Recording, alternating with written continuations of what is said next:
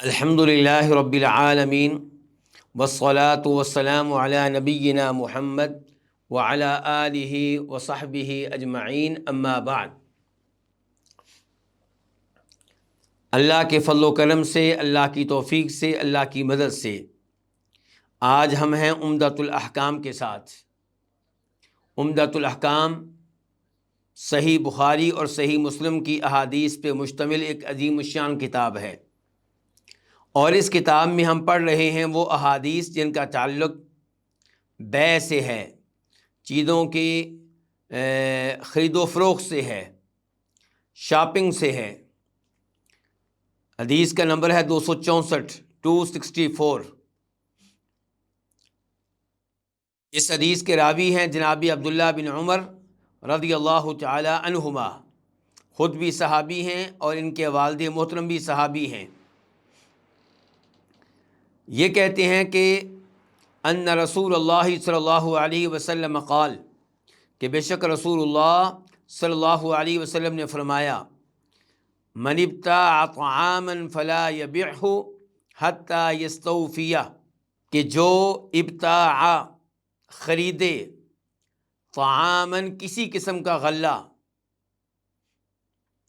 فلا یبعہ تو اس کو نہ بیچے، حتی یستوفیہ یہاں تک کہ اس کو پورا وصول کر لے۔ کس کو؟ اس غلے کو جو خریدا ہے، جو غلہ آپ نے خریدا ہے، کسی کے ساتھ معاہدہ کیا کہ میں آپ سے یہ غلہ خرید رہا ہوں، وہ غلہ آگے نہیں بیچ سکتے جب تک کہ آپ اس کو اچھی طرح وصول نہ کر لیں۔ اس حدیث کو روایت کیا امام بخاری رحمہ اللہ نے، اور نمبر ہے 2126 2126۔ اور صحیح بخاری میں امام بخاری رحمہ اللہ نے اس کے اوپر باب قائم کیا ہے، باب الکیل علی البائع والمعطی، کہ ماپ کر دینا بیچنے والے اور دینے والے کے ذمہ ہے۔ یعنی کہ جب آپ کا کسی سے معاہدہ ہوگا، گندم کا مثال کے طور پہ آپ گندم خرید رہے ہیں اور کوئی بیچ رہا ہے، تو امام بخاری رحمہ اللہ نے اس حدیث سے یہ مسئلہ اخذ کیا ہے کہ ماپ کر دینا کس کی ذمہ داری ہوگی؟ بیچنے والے کی، خریدنے والی کی نہیں۔ اور اسی طرح اگر کوئی بیچ نہیں رہا بلکہ کسی اور انداز سے دے رہا ہے، مثال کے طور پہ قرض واپس کر رہا ہے، تو یہاں پہ بھی ماپ کر دینا اس کی ذمہ داری ہوگی جو یہ غلہ دے رہا ہے، لینے والے کی ذمہ داری نہیں ہوگی۔ اس حدیث کو امام مسلم نے روایت کیا، تو نمبر ہے 1526 1526۔ وفی لفظ، اور اس حدیث میں ایک جگہ یہ بھی آیا ہے کہ حتی یقبضہ، کہ جو کوئی غلہ خریدے تو اسے بیچ نہیں سکتا جب تک کہ اسے اپنے قبضہ میں نہ لے لے۔ پہلے آپ خریدے ہوئے غلے کو اپنے قبضے میں لے لیں، اپنے کنٹرول میں لے لیں، اپنی ملکیت میں لے لیں، پھر آگے آپ بیچیں گے۔ وعن ابن عباس مثلہ، پہلے یہ آپ سن چکے ہیں کہ اس حدیث کے راوی ہیں عبداللہ بن عمر۔ اب ہماری کتاب عمدۃ الاحکام کے مؤلف رائٹر شیخ عبد الغنی المقدسی فرماتے ہیں کہ عبداللہ ابن عباس رضی اللہ عنہما سے بھی حدیث مروی ہے انہی الفاظ کے ساتھ، یعنی کہ وہ بھی انہی الفاظ کے ساتھ نبی علیہ الصلوۃ والسلام سے اس حدیث کو روایت کرتے ہیں۔ اور مسلم شریف میں عبداللہ ابن عباس کی حدیث کا نمبر ہے 1525 1525، اور وہاں عبداللہ ابن عباس کی حدیث کے الفاظ کیا ہیں؟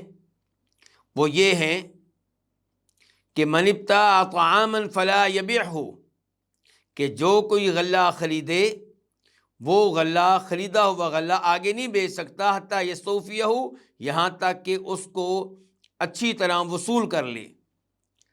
قال ابن عباس، اس حدیث کو روایت کرنے کے بعد حدیث کے راوی جناب عبداللہ بن عباس فرماتے ہیں وَأَحْسِبُ كُلَّ شَيْءٍ مِثْلَهُ، میرا یہ خیال ہے کہ ہر چیز کا یہی حکم ہے، یعنی کہ صرف غلے کے بارے میں یہ اصول نہیں ہے، بلکہ یہ اصول ہر چیز کا ہے کہ آپ نے جو چیز خریدی ہے وہ چیز جب تک آپ اپنے قبضہ میں نہیں لے لیتے تب تک آپ اسے آگے بیچ نہیں سکتے۔ اب دیکھتے ہیں کہ اس حدیث سے ہمیں کیا کیا مسائل معلوم ہوئے۔ پہلا مسئلہ نمبر 1 کہ وہ غلہ جو آپ نے خریدا ہے اسے بیچنے کی اجازت نہیں ہے جب تک کہ آپ اسے اپنے قبضے میں نہ لے لیں، اپنے کنٹرول میں نہ لے لیں۔ دوسرے نمبر پہ اس حدیث سے یہ مسئلہ معلوم ہوا کہ وہ چیز جو آپ نے خریدی ہے، وہ غلہ جو آپ نے خریدا ہے، وہ گندم جو آپ نے خریدی ہے، وہ چاول رائس جو آپ نے خریدے ہیں، وہ جب آپ اپنے کنٹرول میں لے لیں تو اب آپ اسے بیچ سکتے ہیں، اسے بیچنا جائز ہے، چاہے آپ نے اس کی قیمت ابھی ادا نہ کی ہو۔ لیکن اصل بات یہ ہے کہ وہ چیز آپ کے کنٹرول میں آ چکی ہے۔ اس مسئلے میں اختلاف موجود ہے، اختلاف پایا جاتا ہے، وہ اختلاف میں آپ کے سامنے رکھوں گا، اور یہاں پہ یہ بھی وضاحت کر دوں کہ مجھے ابھی احساس ہوا ہے کہ ایک حدیث ہم چھوڑ چکے ہیں، تو اس حدیث کو مکمل کرنے کے بعد انشاءاللہ وہ حدیث پڑھیں گے جو رہ گئی ہے۔ تو پہلے ہم اس اختلاف کی طرف آتے ہیں جو اس مسئلے میں موجود ہے۔ جو چیز آپ نے کسی سے خریدی ہے اور اسے آپ کسی اور کو بیچنا چاہ رہے ہیں، اس کی 3 صورتیں ہو سکتی ہیں، 3 شکلیں ہو سکتی ہیں۔ نمبر 1 یہ کہ آپ نے غلہ خریدا ہے، یعنی کہ گندم خریدی ہے، چاول خریدے ہیں یا جو خریدے ہیں، آپ نے اس قسم کی کوئی چیز خریدی ہے۔ نمبر 2 آپ نے غلہ نہیں خریدا، کوئی اور چیز خریدی ہے، لیکن وہ چیز ایسی ہے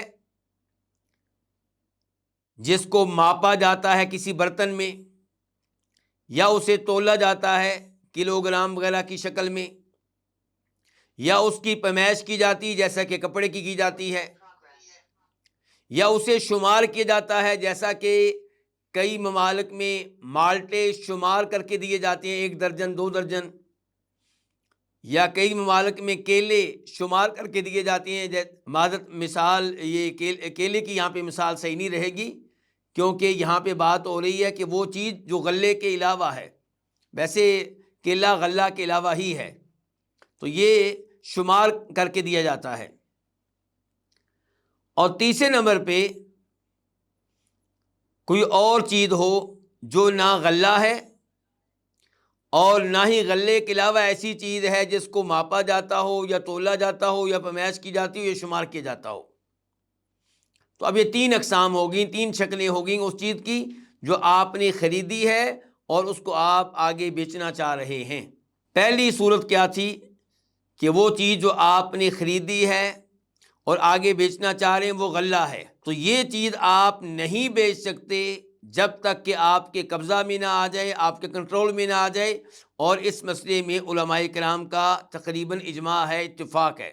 امام ابن المنذر رحمہ اللہ فرماتے ہیں کہ علماء کرام کا اس بات پہ اتفاق ہے کہ جو کوئی غلہ خریدے اس کے لیے جائز نہیں ہے کہ اسے آگے بیچے جب تک کہ اسے اپنے قبضہ میں نہ لے لے۔ امام ابن القیم رحمہ اللہ فرماتے ہیں کہ بہت سے اہل علم نے اس مسئلے پہ اجماع نقل کیا ہے۔ اس مسئلے میں تھوڑا بہت اختلاف موجود ہے، لیکن اس اختلاف کا کوئی اعتبار نہیں ہے، اور اس بارے میں دلائل واضح ہیں۔ ایک دلیل وہی حدیث ہے جو ابھی ہم نے پڑھی عبداللہ بن عمر کی، دوسرے نمبر پہ وہ حدیث جو ہم نے ابھی پڑھی عبداللہ بن عباس کی۔ دونوں روایت کرتے ہیں نبی علیہ الصلوۃ والسلام سے کہ جو کوئی غلہ خریدے وہ آگے نہیں بیچ سکتا جب تک کہ اسے اپنے قبضہ میں نہ لے لے۔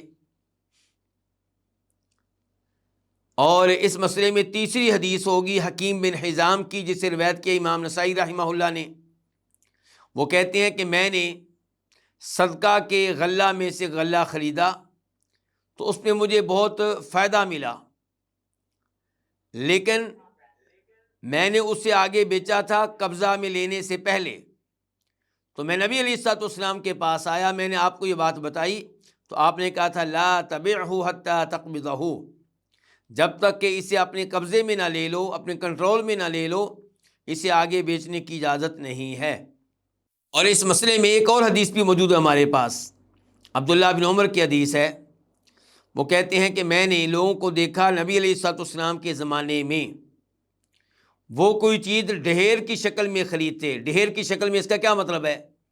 کہ اس کو ماپا نہیں گیا، اس کو تولا نہیں گیا، اس کو شمار نہیں کیا گیا، ڈھیر کی شکل میں خریدتے، لیکن ہوتا غلہ۔ تو ایسے لوگوں کی پٹائی کی جاتی تھی اس بات پہ کہ آپ لوگ اس چیز کو اسی جگہ کیوں بیچ رہے ہیں جہاں پہ آپ نے اسے خریدا ہے، پہلے آپ اسے اپنے گھر میں لے کر جائیں، یعنی کہ اچھی طرح ثابت کریں کہ وہ چیز آپ کے قبضے میں آ چکی ہے، آپ کی ملکیت میں آ چکی ہے۔ تو خلاصہ کلام اب کیا ہوا کہ وہ چیز جو آپ خرید کر آگے بیچنا چاہ رہے ہیں، اگر وہ غلہ ہے تو اسے بیچنے کی اجازت نہیں ہے جب تک کہ آپ اسے اپنے کنٹرول میں نہ لے لیں، اپنے قبضہ میں نہ لے لیں۔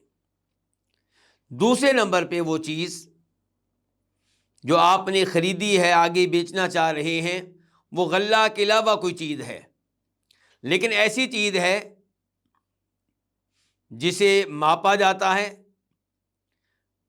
مثال کے طور پہ برتن میں ماپ کر وہ دی جاتی ہے، جیسا کہ ساگ کا برتن ہوتا ہے، ہمارے ہاں پہلے ٹوپا ہوا کرتا تھا، یا وہ چیز ایسی ہے کہ جس کا تول کیا جاتا ہے کلو گرام وغیرہ کی شکل میں، یا ایسی چیز ہے کہ اسے شمار کیا جاتا ہے۔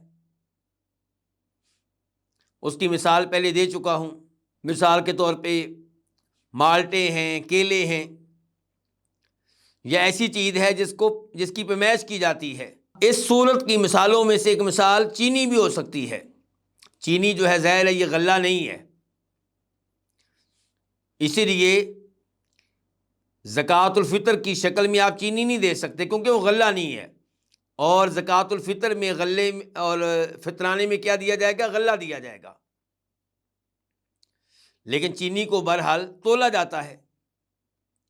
نمک کو آپ لے لیں، نمک غلہ نہیں ہے، اور آپ زکوٰۃ الفطر میں نمک نہیں دے سکتے کیونکہ یہ غلہ نہیں ہے۔ تو بہرحال جب آپ کی کسی سے بیع ہو رہی ہوگی، آپ خرید رہے ہیں، تو نمک وہ چیز ہے جس کو تولا جاتا ہے۔ تو یہ چیزیں جو غلہ نہیں ہیں لیکن بیع میں خرید و فروخت کے موقع پہ یا انہیں ماپا جاتا ہے کسی برتن میں، یا تولا جاتا ہے، یا پیمائش کی جاتی ہے، یا شمار کی جاتا ہے، تو یہاں پہ بھی غلے کی طرح حکم ہے کہ جب تک آپ یہ اپنے قبضہ میں نہ لے لیں آپ آگے نہیں بیچ سکتے۔ تیسرے نمبر پہ وہ چیزیں جنہیں آپ خریدتے ہیں اور آگے بیچنا چاہ رہے ہیں لیکن وہ غلہ نہیں ہیں، اور نہ ہی کوئی ایسی چیز ہے جس کو ماپا جاتا ہو، یا تولا جاتا ہو، یا شمار کی جاتا ہو، یا اس کی پیمائش کی جاتی ہو۔ مثال کے طور پہ گھر آپ نے خریدا آگے بیچنا چاہتے ہیں، گاڑی آپ نے خریدی آگے بیچنا چاہتے ہیں، تو ان کے بارے میں کیا حکم ہے؟ جمہور علماء کرام کا قول یہ ہے کہ یہ چیزیں آپ خریدیں اور اپنے قبضہ میں لینے سے پہلے آپ آگے بیچ سکتے ہیں۔ گھر آپ نے خریدا، اپنے قبضہ میں لینے سے پہلے بیچ سکتے ہیں۔ یہ علماء کرام کا قول بتا رہا ہوں، یہ نہیں بتا رہا کہ راجح موقف ہے۔ اور ایسی گاڑی آپ نے خریدی اور اپنے قبضہ میں لینے سے پہلے، کنٹرول میں لینے سے پہلے آپ نے آگے بیچ بھی دی، تو جمہور علماء کرام کے نزدیک یہ جائز ہے۔ جبکہ دوسرا موقف علماء کرام کا یہ ہے کہ نہیں، یہاں پہ بھی آپ اپنے قبضہ میں لینے سے پہلے آگے بیچ نہیں سکتے، اور یہ موقف ہے کئی ایک اہل علم کا، ان میں سے ایک عبداللہ بن عباس رضی اللہ تعالیٰ عنہما ہیں، جو پہلے کہہ چکے ہیں، ان کا قول آپ سن چکے ہیں کہ انہوں نے غلہ کے بارے میں حدیث بیان کی کہ نبی علیہ الصلوۃ والسلام نے فرمایا تھا کہ غلہ جب آپ خریدیں تو اپنے کنٹرول میں لینے سے پہلے، اپنے قبضہ میں لینے سے پہلے آپ آگے بیچ نہیں سکتے۔ عبداللہ بن عباس نے تبصرہ کیا تھا کہ وہ احسب کل شیء مثلہ، میرے خیال میں ہر چیز کا یہی حکم ہے۔ اور یہی موقف ہے امام شافعی رحمہ اللہ کا۔ امام احمد رحمہ اللہ کا بھی ایک روایت کے مطابق یہی حکم ہے، اور اسی کو اختیار کیا امام ابن القیم رحمہ اللہ نے، اور اس موقف کو انہوں نے صحیح قرار دیا ہے۔ امام ابن تیمیہ رحمہ اللہ فرماتے ہیں کہ من اشتری شیئا، جو کوئی بھی چیز خریدے، لم یبعہ، وہ آگے بیچ نہیں سکتا، حتی یقبضہ، یہاں تک کہ اس چیز کو اپنے قبضہ میں لے لے۔ جو علماء کرام کہتے ہیں کہ یہ گاڑیاں، یہ گھر اور اس قسم کی چیزیں بھی اپنے قبضہ میں لینے سے پہلے آپ آگے نہیں بیچ سکتے، ان کی دلیل کیا ہے؟ حکیم بن حزام رضی اللہ عنہ کی حدیث ہے، کہتے ہیں کہ میں نے اللہ کے رسول علیہ الصلوۃ والسلام سے کہا کہ انی ابتاع هذه البیوع، کہ میں یہ چیزیں جو ہیں انہیں خریدتا ہوں، فما یحل لی منہا وما یحرم، تو میرے لیے ان میں سے کیا کیا چیزیں حلال ہیں، کیا کیا چیزیں حرام ہیں۔ تو آپ علیہ السلام نے فرمایا، یبن اخی، میرے بھتیجے، لا تبع شیئا، کسی بھی چیز کو آگے نہ بیچنا، حتی تقبضہ، جب تک کہ اسے اپنے کنٹرول میں نہ لے لو، اپنے قبضہ میں نہ لے لو۔ تو آپ نے اس حدیث میں کیا کہا ہے؟ لا تبع شیئا، کوئی بھی چیز، اور لفظ شیئا جو ہے یہ نکرہ ہے، اور اس سے پہلے کیا آیا ہے؟ نہیں آئی ہے، لا تبع، کوئی بھی چیز نہیں بیچنی۔ تو اس سے پتہ چلا کہ یہ حدیث عام ہے۔ اور ایک روایت میں آئی، اذا اشتریت بیعا فلا تبعہ حتی تقبضہ، اس حدیث کو امام احمد، امام نسائی وغیرہ نے روایت کیا، اور شیخ البانی رحمہ اللہ نے اس کو صحیح قرار دیا ہے۔ دوسرے نمبر پہ اس مسئلے میں حدیث ہے زید بن ثابت رضی اللہ تعالیٰ عنہ کی، کہ نبی علیہ السلام نے فرمایا کہ نبی علیہ السلام نے نہا رسول اللہ صلی اللہ علیہ وسلم ان تباع السلع حیث تبتاع، کہ نبی علیہ السلام نے کسی قسم کا سامان، کسی قسم کا سودا بیچنے سے منع کیا ہے، اسی جگہ بیچنے سے منع کیا ہے جہاں پہ خریدا گیا ہے، یعنی کہ آپ اس کو خریدنے کے بعد اپنے کنٹرول میں لیں، کچھ دائیں بائیں اس کو کریں، اس کے بعد بیچیں۔ اور یہ الفاظ بتا رہے ہیں کہ ہر چیز کا یہی حکم ہے۔ اس حدیث کو روایت کے امام ابو داؤد رحمہ اللہ نے اور شیخ البانی رحمہ اللہ نے اس کو حسن قرار دیا ہے، قابل قبول حدیث قرار دیا ہے۔ تو اب خلاصہ کلام کیا ہوا؟ خلاصہ کلام یہ ہے کہ کوئی بھی چیز ہو وہ آپ اس وقت تک نہ بیچیں جب تک کہ آپ اسے اپنے قبضہ میں نہ لے لیں، اپنے کنٹرول میں نہ لے لیں۔ واللہ تعالی اعلم۔ اور یہاں پہ آخری بات یہ ہوگی کہ یہ اصول ہے اس وقت جب بیع کا معاملہ ہو، لیکن آپ نے ایک چیز خریدی، معاہدہ ہو گیا، ابھی آپ کے قبضہ میں نہیں آئی، کنٹرول میں نہیں آئی، اب آپ کسی کو تحفہ کے طور پہ وہ چیز دینا چاہتے ہیں، تو یہ آپ اس کو تحفہ کے طور پہ دینے کا معاہدہ کر سکتے ہیں، جی میں نے آپ کو دے دی، وہ آگے سے ہاں کر سکتا ہے، چاہے ابھی یہ چیز آپ کے کنٹرول میں نہ آئی ہو، کیونکہ یہاں بیع کا معاملہ نہیں ہے بلکہ تحفے کا معاملہ ہے۔ اب ہم آتے ہیں اس حدیث کی طرف جو رہ گئی تھی، اور اس کا نمبر ہے 263 263۔ اس حدیث کے راوی ہیں عبداللہ بن عمر۔ وہ کیا کہتے ہیں کہ ان رسول اللہ صلی اللہ علیہ وسلم قال، کہ نبی علیہ الصلوۃ والسلام نے فرمایا، من باع نخلا قد ابرت فثمرتها للبائع الا ان یشترط المبتاع، کہ جو کوئی بیچے کھجور کا درخت، جو کوئی کھجور کا ایسا درخت بیچے، قد ابرت، جس کی پیوند کاری ہو چکی ہے۔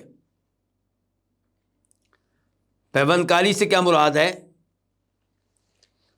مجھے امید ہے کہ آپ یہ جانتے ہوں گے کہ پودوں میں، خصوصاً کھجور کے درختوں میں نر اور مادہ کا بھی تصور ہوتا ہے کہ یہ درخت جو ہے نر ہے، یہ مادہ ہے، یہ مذکر ہے، یہ مؤنث ہے۔ تو اب پھل کون سا درخت دیتا ہے؟ جو مؤنث ہوتا ہے۔ جیسے جانوروں میں بچے کون سا جانور دیتا ہے؟ جو مادہ ہوتا ہے، جو مؤنث ہوتا ہے۔ اچھا، اب یہ جو مادہ درخت ہے، مؤنث درخت ہے، یہ پھل کب دے گا؟ جب اس کی پیوند کاری کی جائے گی،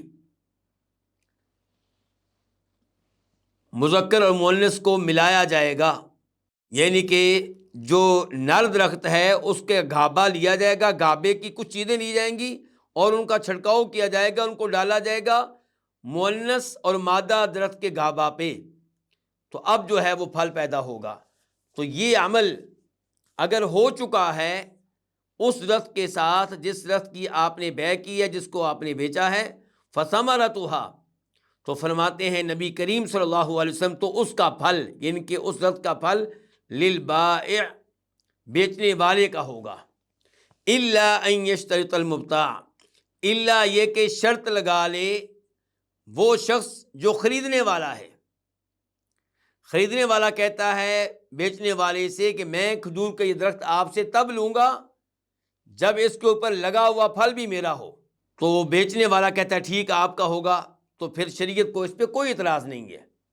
لیکن اگر آپ نے کھجور کا کوئی درخت بیچا، خریدنے والے نے خریدا، جو اس کے اوپر پھل لگا ہوا ہے اس کے بارے میں خاموشی تھی، تو اب شریعت کا پھر اصول چلے گا کہ اس کا پھل کس کے لیے ہے؟ اس کے لیے جو بیچنے والا ہے، اگر پیوند کاری ہو چکی ہے۔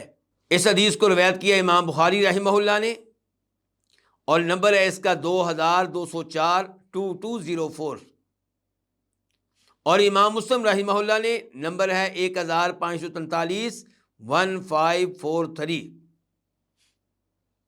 اور امام بخاری رحمہ اللہ جب اس حدیث کو روایت کرتے ہیں تو اس سے کیا مسئلہ اخذ کرتے ہیں، اس کے اوپر کیا عنوان قائم کرتے ہیں، کیا باب قائم کرتے ہیں؟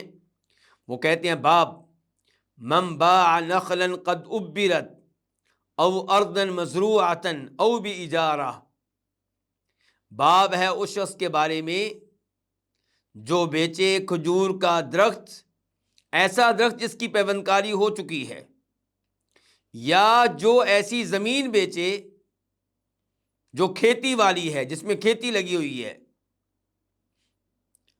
یا بیچنے کی بجائے کرائے پہ دینے کا معاملہ ہو، تو وہاں پہ پھر کیا حکم ہوگا؟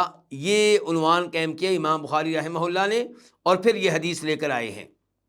ولی مسلم، اور مسلم شریف میں یہ الفاظ بھی آئے ہیں کہ من ابتاع عبدن، جو کوئی غلام خریدے، فمالہ، تو اس غلام کا جو مال ہے، للذی باعہ، یہ اس کے لیے ہوگا جو اس کو بیچ رہا ہے، الا ان یشترط المبتاع، الا یہ کہ شرط لگا لے وہ شخص جو خرید رہا ہے۔ یہ جو الفاظ ہیں یہ مسلم شریف میں کہاں آئے ہیں؟ وہی حدیث کا نمبر ہے 1543 1543، اور یہ الفاظ صرف مسلم میں نہیں آئے، صحیح بات یہ کہ بخاری شریف میں بھی آئے ہیں۔ آئیے اب دیکھتے ہیں کہ اس حدیث سے ہمیں کیا کیا مسائل معلوم ہوئے۔ پہلے نمبر پہ ہمیں یہ مسئلہ معلوم ہوا کہ جو کوئی کھجور کا ایسا درخت بیچے جس کی پیوند کاری ہو چکی ہے، مذکر اور مؤنث والا عمل ہو چکا ہے، نر و مادہ والی کارروائی ہو چکی ہے، تو اس درخت کا پھل اس کے لیے ہے جو اس درخت کو بیچ رہا ہے، اور یہ اس حدیث کا صریح معنی ہے، یہ مسئلہ اس حدیث سے واضح طور پہ سمجھ میں آ رہا ہے۔ دوسرا مسئلہ جو اس حدیث سے معلوم ہوا وہ یہ ہے کہ جو کوئی کھجور کا ایسا درخت بیچے جس کی پیوند کاری ابھی نہیں ہوئی، مذکر مؤنث والا عمل نہیں ہوا، نر اور مادہ والی کاروائی نہیں ہوئی، فثمرتہ للمشتری، تو اس کا پھل پھر کس کے لیے ہوگا؟ خریدنے والے کے لیے ہوگا۔ اور یہ حدیث کے بعد یہ الفاظ نہیں ہیں، بلکہ یہ حدیث کا مفہوم ہے، کیونکہ آپ نے اصول کیا بیان کیا؟ آپ نے کہا کہ جو کوئی خریدے، جو کوئی بیچے کھجور کا ایسا درخت جس کی پیوند کاری ہو چکی ہو، تو اس کا پھل کس کے لیے ہوگا؟ بیچنے والے کے لیے ہوگا۔ اس کا مطلب یہ ہے کہ پیوند کاری نہیں ہوئی تو اس کا پھل خریدنے والے کے لیے ہوگا۔ پیوند کاری ہو چکی ہے تو کس کے لیے؟ بیچنے والے کے لیے۔ کیوں؟ کیونکہ اس کا مطلب یہ ہے کہ اس درخت کے اوپر بڑی محنت کر چکا ہے، معاملہ بہت آگے جا چکا ہے، اور اگر پیوند کاری نہیں ہوئی تو پھر بیچنے والے نے ابھی اتنی محنت نہیں کی کہ جس محنت کا خیال رکھا جائے، پھر یہ پھل جو ہے خریدنے والے کے لیے ہوگا۔ اس حدیث سے یہ مسئلہ بھی معلوم ہوا کہ اگر خریدنے والا شرط لگا لے اور کہے بیچنے والے سے کہ میں تب خریدوں گا جب یہ پھل میرا ہوگا، چاہے پیوند کاری ہو چکی ہے، چاہے تم نے محنت کی ہے، اور بیچنے والا شرط مان لیتا ہے، تو پھر اس شرط کا اعتبار ہوگا اور یہ پھل خریدنے والے کا ہوگا۔ یہاں پہ یہ مسئلہ بھی ذہن میں رکھا جائے کہ ہماری شریعت نے اس پھل کی بیع سے منع کیا ہے جس کی پختگی ابھی ظاہر نہیں ہوئی، جو بالکل کچا ہے۔ شریعت نے کہا ہے کہ آپ ایسے پھل کی بیع نہیں کر سکتے جس کی پختگی ظاہر نہیں ہوئی۔ لیکن ہمارا جو مسئلہ ابھی چل رہا ہے تو اس میں یہ جائز ہے۔ کیوں؟ اس میں کیوں جائز ہے؟ کیونکہ یہاں پہ اصل میں بیع پھل کی نہیں ہو رہی، یہاں اصل میں بیع درخت کی ہو رہی ہے۔ تو درخت بیچنا جائز ہے، چاہے اس کے اوپر پھل موجود ہو چاہے موجود نہ ہو، چاہے وہ پھل ابتدائی حالت میں ہو چاہے پختہ ہو چکا ہو، جو بھی صورتحال ہو، کیونکہ یہاں پہ اصل مقصد بیع کا پھل نہیں ہے، یہاں پہ بیع کا اصل مقصد درخت ہے۔ اور جہاں پہ درخت کی بجائے صرف پھل کی بیع ہو رہی ہوگی، صرف پیداوار کی بیع ہو رہی ہوگی، وہاں پہ شریعت کہتی ہے کہ جب تک پھل کی پختگی ظاہر نہیں ہو جاتی آپ اس کی بیع نہیں کر سکتے۔ لیکن یہاں پہ یہ بیع ہو سکتی ہے کیونکہ یہاں پہ اصل مقصد درخت کی بیع ہے، نہ کہ پھل کی۔ اس حدیث سے مسئلہ معلوم ہوا کہ اگر کوئی غلام بیچتا ہے اور غلام ایسا ہے جس کو وہ مالک کہہ چکا تھا کہ تم روزانہ مثال کے طور پہ کماتے ہو 3000 روپیہ، مجھے تو نے روزانہ 2000 روپیہ دینا ہے، باقی 1000 روپیہ تمہارا، تم اپنی جیب میں رکھو۔ تو ویسے تو غلام کا مال مالک کا ہی ہوتا ہے، لیکن یہاں پہ مالک نے خود اجازت دے دی اس کو، تو اب اس غلام کے پاس کچھ پیسے جمع ہو گئے، مثال کے طور پہ 50,000 روپیہ جمع ہے، 1,00,000 روپیہ جمع ہے۔ اب اس کے مالک نے اس کو بیچ دیا ہے، تو وہ 1,00,000 روپیہ کس کا ہوگا؟ تو اس حدیث سے پتہ چلا کہ اگر کوئی غلام خریدتا ہے تو جو مال اس غلام کے پاس ہے وہ بیچنے والے کا ہے، پرانے مالک کا ہے، الا یہ کہ خریدنے والا یہ شرط لگائے کہ میں یہ غلام تب خریدوں گا جب وہ مال جو اس کی جیب میں ہے، اس کے کنٹرول میں ہے، وہ بھی مجھے ملے، اکیلا غلام نہیں، غلام اور غلام کا ساز و سامان بھی، غلام کے کپڑے بھی، غلام کا جوتا بھی، غلام کے پاس جو مال موجود ہے، جو بائک موجود ہے اس کے پاس، جو اونٹنی موجود ہے اس کے پاس، جو مال موجود ہے وہ بھی۔ تو ایسی شرط اگر وہ لگاتا ہے تو ٹھیک ہے، شریعت کو اس کے اوپر کوئی اعتراض نہیں ہے۔ آج کے درس میں ہم 2 حدیثیں پڑھ چکے ہیں۔ پہلے ہم نے پڑھی حدیث نمبر 264 264، اور ہم چھوڑ چکے تھے حدیث نمبر 263 263، اس کو ہم نے بعد میں پڑھا ہے۔ اب ہم منتقل ہوتے ہیں آج کے درس کی تیسری اور آخری حدیث کی طرف، اور اس حدیث کا نمبر ہے 265 265۔ اس حدیث کے راوی ہیں جناب جابر رضی اللہ تعالی عنہ، یعنی کہ جابر بن عبداللہ، خود بھی صحابی ہیں، ان کے والد گرامی بھی صحابی تھے اور انہوں نے شہادت پائی تھی۔ جابر بن عبداللہ کیا کہتے ہیں کہ انہ سمع رسول اللہ صلی اللہ علیہ وسلم یقول عام الفتح، کہ انہوں نے نبی علیہ الصلوۃ والسلام کو فتح مکہ والے سال یہ الفاظ کہتے ہوئے سنا۔ یعنی کہ جابر کہہ رہے ہیں کہ جب مکہ فتح ہوا تو نبی علیہ الصلوۃ والسلام یہ الفاظ کہہ رہے تھے اور میں نے سنے۔ کیا الفاظ کہہ رہے تھے؟ کہ ان اللہ ورسولہ حرم بیع الخمر والمیتۃ والخنزیر والاصنام، کہ بے شک اللہ تعالیٰ نے اور اس کے رسول نے حرام قرار دیا ہے کس چیز کو؟ شراب کی بیع کو، والمیتۃ اور مردار کی بیع کو، والخنزیر اور خنزیر کی بیع کو، والاصنام اور بتوں کی بیع کو۔ فقیلا، تو کہا گیا، یعنی کہ اللہ کے نبی علیہ الصلوۃ والسلام سے کہا گیا، یا رسول اللہ، اے اللہ کے رسول، ارأیت شحوم المیتہ، آپ بتائیے مردار کی چربیوں کے بارے میں۔ یعنی کہ آپ نے اعلان کیا ہے کہ مردار کی بیع حرام ہے، لیکن مردار کی چربیوں کے بارے میں آپ کا کیا خیال ہے؟ فَإِنَّهُ يُطْلَى بِهَا السُّفُنُ، کیونکہ مردار کی چربیوں کے ساتھ کشتیوں کو روغن کیا جاتا ہے۔ وَيُدْهَنْ بِهَا الْجُلُودُ، اور مردار کی چربیوں کے ساتھ کھالوں پر تیل لگایا جاتا ہے، جلد پر تیل لگایا جاتا ہے، سکن پر تیل لگایا جاتا ہے۔ وَيَسْتَصْبِحُ بِهَا النَّاسُ، اور لوگ مردار کی چربیوں کے ذریعے چراغ جلاتے ہیں۔ چراغ جلتا ہے تو چراغ کے تیل میں یہ چربی استعمال بھی ہوتی ہے۔ فقال، تو آپ علیہ الصلوۃ والسلام نے کہا، لا، نہیں نہیں نہیں، ہوا حرام، وہ حرام ہے۔ یعنی کہ مردار کی بیع جس طرح حرام ہے، ایسی مردار کی چربی بھی حرام ہے، اس کو بیچ نہیں سکتے۔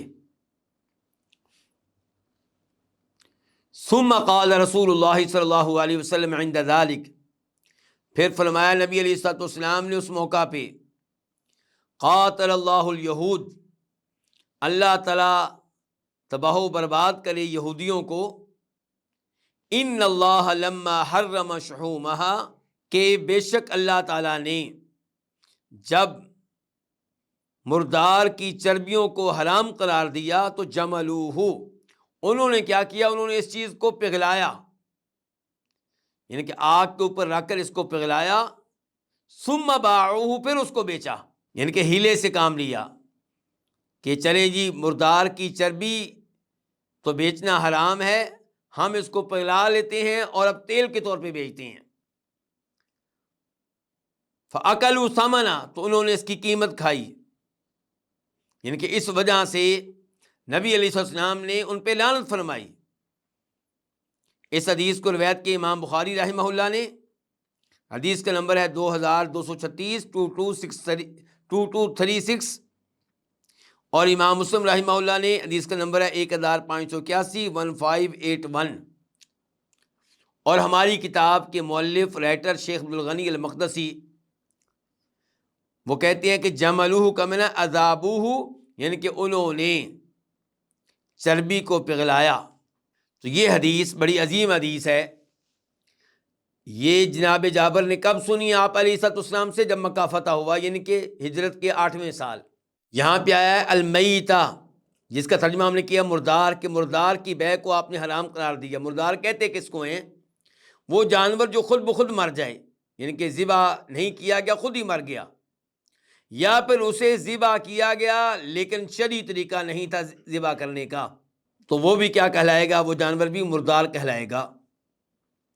حدیث میں ایک لفظ آیا الاصنام، یہ صنم ان کی جمع ہے، اور یہ کس کو کہتے ہیں؟ بت کو، چاہے وہ پتھر کا بنا ہوا ہو یا کسی اور چیز کا، لیکن صنم کا لفظ اس کے اوپر تب بولا جائے گا جب وہ عبادت کے لیے مخصوص شکل میں ہو۔ اب ہم آتے ہیں اس حدیث سے معلوم ہونے والے مسائل کی طرف۔ نمبر 1، اس حدیث سے ہمیں یہ پتہ چلا کہ خمر کی بیع حرام ہے۔ خمر کی بیع کیا ہے؟ یہ حرام ہے۔ تو خمر کی بیع بھی حرام ہے، یعنی کہ شراب جس کو ہم کہتے ہیں۔ خمر بنانا بھی حرام ہے۔ خمر بنانے کے معاملے میں، شراب بنانے کے معاملے میں مدد کرنا بھی حرام ہے۔ اور یہ خمر شراب پینا بھی حرام ہے، اور اس کے ذریعے کسی مرض کا علاج کرنا بھی حرام ہے۔ خمر کہتے کس کو ہیں؟ ہر وہ چیز جو نشہ آور ہو، چاہے وہ جامد ہو یا وہ سائل ہو، یعنی کہ لیکوڈ کی شکل میں ہو یا وہ جمی ہوئی چیز ہو۔ نشہ آور چیز جو بھی ہوگی اس کو خمرن کہیں گے۔ اسے کسی چیز سے بھی بنایا گیا ہو، چاہے اس کو بنایا گیا ہو انگوروں سے، چاہے وہ شراب و خمر کھجوروں کی ہو، چاہے جو کی ہو، اور چاہے وہ حشیش وغیرہ ہو، جو بھی نشہ آور چیز ہے وہ خمر ہے، خبیث ہے، حرام ہے۔ یہاں پہ یہ بھی بتانا مناسب ہوگا کہ یہ چیزیں کیوں حرام قرار دی گئی ہیں، کیونکہ ان کے بہت بڑے نقصانات ہیں۔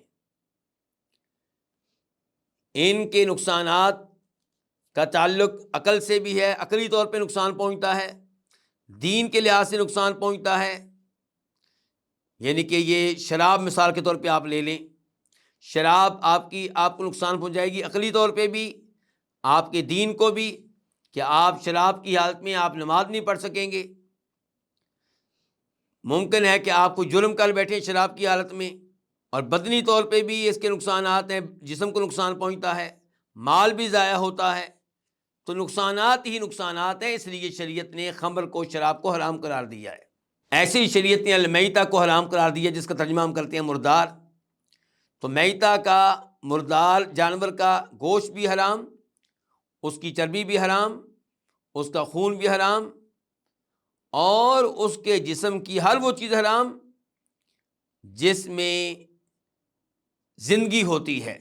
اور یہ بھی اسی لیے حرام ہے مردار، کیونکہ اس کا بھی جسم کو نقصان پہنچتا ہے، کیونکہ ممکن ہے اس میں خون موجود ہو، خون نکلا ہی نہ ہو، تو وہ انتہائی نقصان دہ ہوگا۔ اور ویسے بھی جو جانور مردار ہوتا ہے اس میں کافی امراض ہوتے ہیں۔ اگلا مسئلہ جو ہمیں معلوم ہوا، جو اس حدیث سے تو معلوم نہیں ہوتا، لیکن علماء کرام نے بہرحال بیان کیا ہے کہ مردار جانور کے جو بال ہیں اور جو اون ہے، جو پر ہیں، یہ جو ہیں یہ حرام نہیں ہیں، کیونکہ ان میں زندگی نہیں ہوتی، بالوں میں کوئی زندگی نہیں ہوتی، پروں میں کوئی زندگی نہیں ہوتی، تو اس لیے ان کی بیع جائز ہوگی۔ اور جہاں تک تعلق ہے مردہ جانور کی کھال کا، تو وہ بھی پلید ہے رنگے جانے سے پہلے، دباغت سے پہلے۔ لیکن اگر اس کو اچھی طرح دباغت دے دی جائے، رنگ دیا جائے، صاف کر دیا جائے، اور دباغت سے اس کھال پہ موجود جو گندی چیزیں ہیں وہ اتر جائیں، تو پھر یہ کھال جو ہے یہ پاک ہے، اس کو بیچنا حلال ہے، اس میں کوئی حرج نہیں ہے۔ اس حدیث کی روشنی میں ہم یہ بھی کہہ سکتے ہیں کہ خنزیر کی بیع حرام ہے، اس کو کھانا بھی حرام اور اس کی بیع بھی حرام۔ اور خنزیر میں بھی بڑے نقصانات ہیں، جسم کے لحاظ سے بھی، عقل کے لحاظ سے بھی۔ اور پھر اس حدیث سے معلوم ہوا کہ اصنام یعنی کہ بتوں کی بیع بھی حرام ہے، کیونکہ بت نقصان دہ ہیں انسان کے لیے، عقل کے لحاظ سے بھی، دین کے لحاظ سے بھی، کیونکہ بت شرک کا ذریعہ ہیں، توحید سے محرومی کا ذریعہ ہیں۔ اور اس لحاظ سے صلیب کی بیع جو ہے وہ بھی حرام ہوگی۔ اور ایسے ہی وہ مجسمے جو بڑے بڑے لیڈروں کے قائم کیے جاتے ہیں، بنائے جاتے ہیں، ان کی بیع بھی کیا ہے؟ حرام ہے۔ اس حدیث سے پتہ چلا کہ اللہ تعالیٰ جس چیز کو حرام کر دیں اس کو حلال کرنے کے لیے ہیلے کرنا، یہ اللہ کے غضب کو دعوت دینے کے مترادف ہے، اور اس کی وجہ سے اللہ کی طرف سے لعنتیں نازل ہوتی ہیں، کیونکہ اگر وہ چیز جس کو اللہ نے حرام قرار دیا ہے آپ اس کو واضح طور پہ اس کا ارتکاب کریں تو شاید گناہ کم ہو اس کے مقابلے میں کہ آپ ہیلے اختیار کر رہے ہیں تاکہ اللہ کی حرام کردہ چیز کو حلال کر لیں۔ کیا آپ اللہ کو دھوکہ دینا چاہتے ہیں کہ اللہ کو دھوکہ دینا ممکن ہے؟ اس حدیث سے بھی پتہ چلا کہ ہیلے کرنا یہ یہودیوں کا طریقہ ہے، اور اس حدیث سے بھی پتہ چلا کہ ہیلے جو ہیں جب اللہ کی حلال کردہ چیز کو حرام کر رہے ہوں اور حرام کو حلال کر رہے ہوں، یہ صورتحال ہو تو ایسے ہیلے جو ہوتے ہیں یہ حرام ہوتے ہیں، انہیں اختیار کرنا جائز نہیں ہے۔ اور اس حدیث سے بھی پتہ چلا کہ ہماری شریعت نے جن چیزوں کو بھی حرام کیا ہے وہ نقصان دہ ہیں، وہ انسانوں کے لیے مفید نہیں ہیں، تو اللہ تعالیٰ نے ان کو حرام کر کے ہمارے اوپر رحم کیا، ہمارے اوپر مہربانی فرمائی ہے، اللہ نے ہمارے اوپر احسان کیا ہے۔ یہیں پہ آج کے درس کا اختتام کرتے ہیں، اور آج کے درس میں الحمدللہ ہم نے 3 احادیث پڑھی ہیں۔ اللہ رب العزت سے دعا ہے کہ اللہ تعالیٰ ان احادیث سے اخذ ہونے والے مسائل انہیں صحیح معنوں میں سمجھنے کی توفیق دے، جن چیزوں کو حرام قرار دیا گیا ہے ان سے دور رہنے کی توفیق دے۔ وصلی اللہ تعالی علی نبینا محمد وعلی آلہ وصحبہ اجمعین۔